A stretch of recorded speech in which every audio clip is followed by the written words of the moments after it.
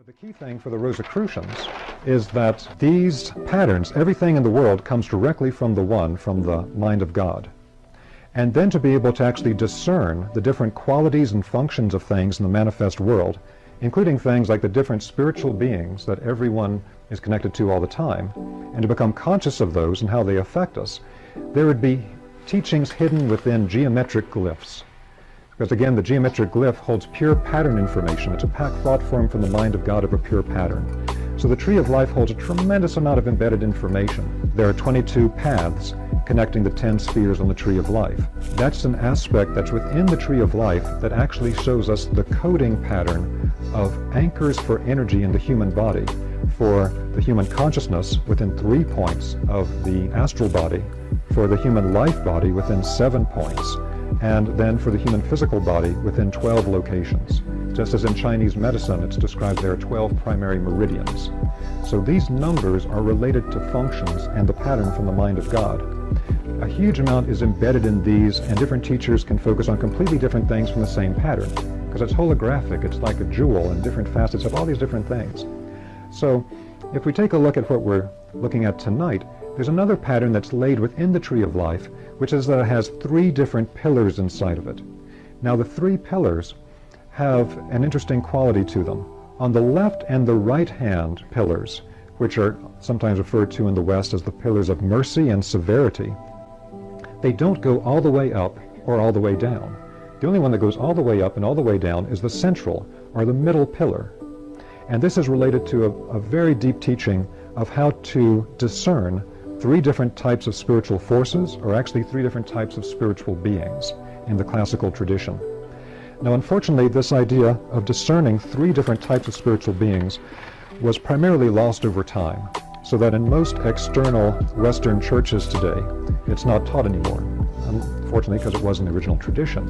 And instead, things are presented only as like, there's the good spiritual beings and the bad spiritual beings. Well, the problem is, as we are created from the Godhead, the first movement from the One is into the 2. It's like the first split of the egg in the mother's womb to be the 2 different parts that will then split to become the full manifest human being. So that split into 2 is actually taking the unified aspect of the Godhead, the One, and moving into 2 opposite polarities. In the Indian tradition, they talk about this being Shiva and Shakti, these archetypal yin and yang, masculine and feminine aspects. Now this is absolutely critical, because you can't say that one is good and one is bad. You can't have a purely polarized system and say that's good, that's bad. If we have male and female, which one's good and which one's bad? But this type of thinking infects everything in the Western world today, like our politics. Well, if this side is right, that side must be wrong, sort of thing. Everything is brought into this polarized dichotomy. But the original understanding was much different.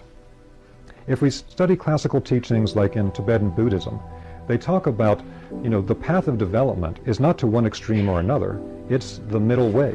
It's that central path, holding a balance between 2 different extremes. And so the same thing is true on the Tree of Life. We have a middle path, just like the Tibetans talk about, and then things can go off balance to one extreme or another. Do you want to be too hot or too cold? You don't want either, you want to be in the middle.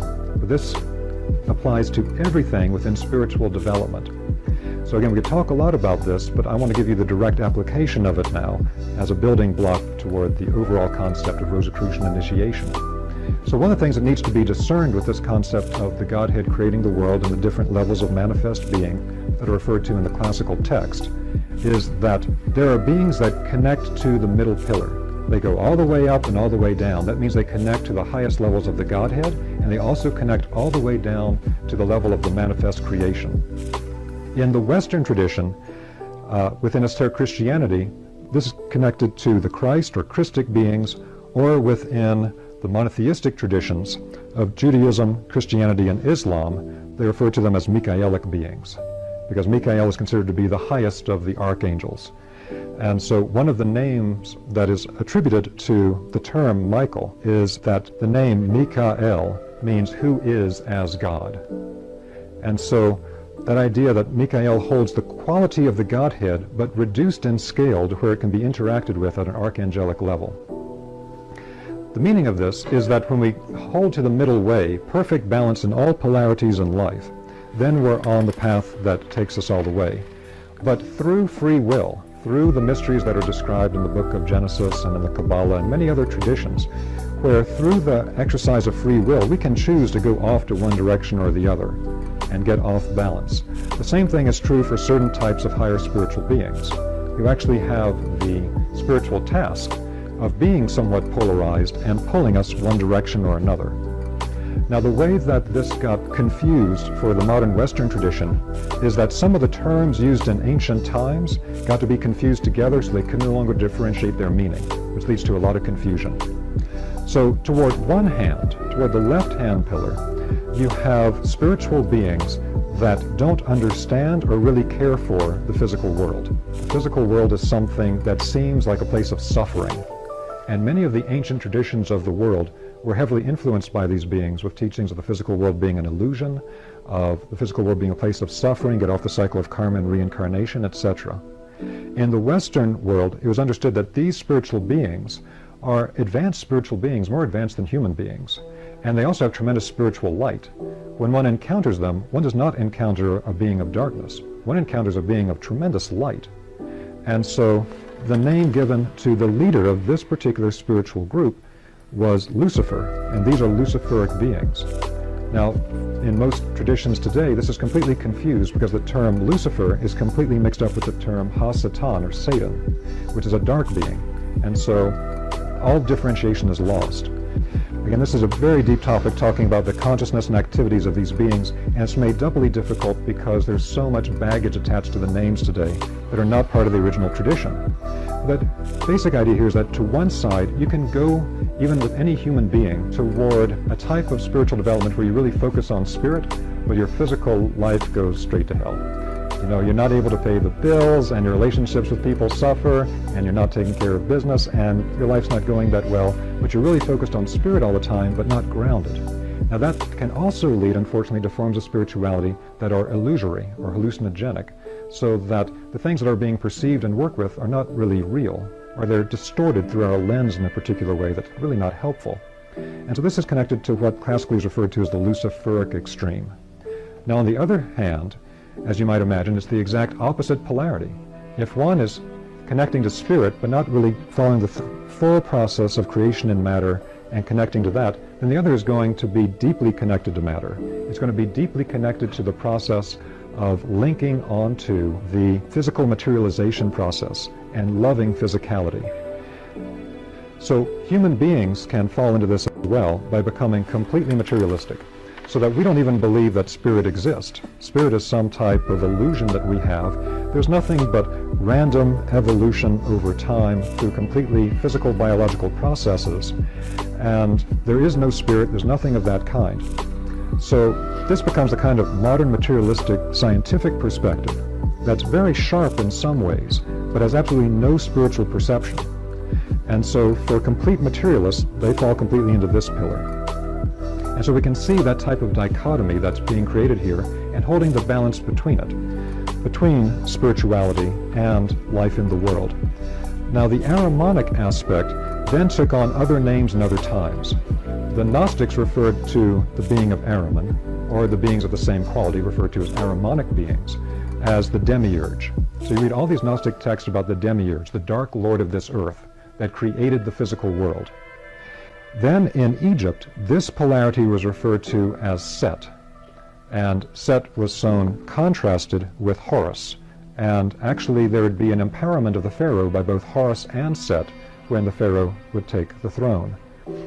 That term Set, when the Hebrew people left Egypt, led by Moses, who had been initiated in the Egyptian temples, that term Set became Ha-Satan, and so Set became Satan. Now, Ha-Satan is a Hebrew term meaning the adversary. And so it means that this is a being that has an adversarial relationship to the human being. And so that's where we then got the concept in the West of Satan. Again, this is a dark type of being, very different from the Luciferic beings as beings of light. Now, this idea of holding the balance between these two types of beings is something that plays out in everyday life. And it's a constant dynamic process for every human being. If we were to strip away the veil, we would see that these invisible Luciferic and Ahrimanic beings are influencing our consciousness at all times to go to one direction or the other, just as beneficial beings are also connecting with us. And in the ancient temple science, it was understood that our connection to these beings was purely through resonance. When we think in a particular manner, when we feel in a particular manner, all of our thoughts, all of our feelings, all of our internal states have an energetic quality to them, and they will resonate like an antenna with qualities of the exact same type in the other worlds. So if we have a very negative materialistic thought, that will resonate us with the more Ahrimanic beings. If we get a type of emotional striving to have only ecstatic process in our life and is completely spiritual without ever having to do the dishes or wash the car, then that will connect us more to the Luciferic types of beings. And then, of course, things that are more of a grounded nature to the central pillar. And that's, again, a direct depiction of three different types of spiritual beings that one interacts with. Now, the problem that can come with this is that when it's stripped away from the original initiation, very straightforward context, then people can get very worked up about hindering beings and have very sensationalistic reactions to them. But it's something like if you were to be told that you have 10 billion germs on your skin right now, and you do, you have billions of germs in your skin right now, but if your biological landscape is healthy, it doesn't matter. You're going to be fine. So if you don't get all freaked out about it, it's just the way things are already working before you even knew about it. We're influenced by these types of beings all the time. We're like fish that live in an ocean that don't know there's any water. These beings are surrounding us all the time, and our boundaries are actually not solid. They move through us, our consciousness, our feeling life, all the time. So that's one of the first things that would be clarified on the Rosicrucian path, is understanding these different types of influences that we come into contact with all the time.